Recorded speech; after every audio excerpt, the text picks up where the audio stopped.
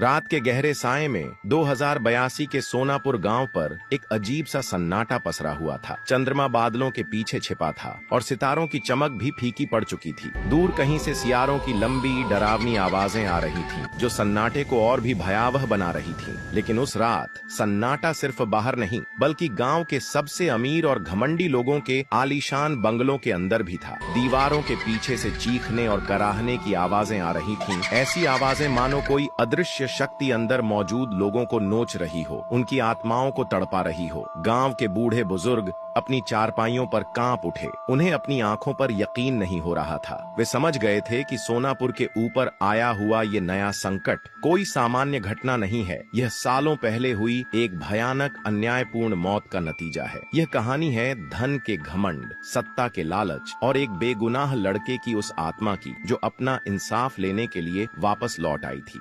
2062 में सोनापुर एक ऐसा गांव था जहां गरीबी और बदहाली ने अपने पैर जमा रखे थे। फसलें खराब होती थीं, पानी की कमी थी और लोग दिन रात मेहनत करने के बावजूद 2 वक्त की रोटी भी मुश्किल से जुटा पाते थे। गांव के ज्यादातर बच्चे स्कूल नहीं जा पाते थे और चारों तरफ निराशा का माहौल था। लेकिन इस गरीबी के बीच 4 लोग ऐसे थे जिनके पास बेहिसाब दौलत थी और जिनका घमंड आसमान छू रहा था। अज्जू, गांव का सबसे धूर्त और चालाक इंसान। उसकी आंखें हमेशा दूसरों की कमजोरियों को तलाशती रहती थीं। उसके पास अथाह पैसा था और वह इस पैसे के दम पर किसी को भी झुका सकता था। उसकी सबसे बड़ी ताकत थी लोगों को डराकर या बहला फुसलाकर अपना काम निकलवाना। वह हमेशा यह सुनिश्चित करता था कि कोई भी उसके खिलाफ आवाज न उठाए। लेकिन उसकी सबसे बड़ी कमजोरी थी उसका असीमित लालच। उसे हमेशा और ज्यादा पैसा चाहिए होता था, चाहे उसके लिए उसे किसी भी हद तक क्यों न जाना पड़े। ज्ञान, अज्जू का दाहिना हाथ और उसका सबसे अच्छा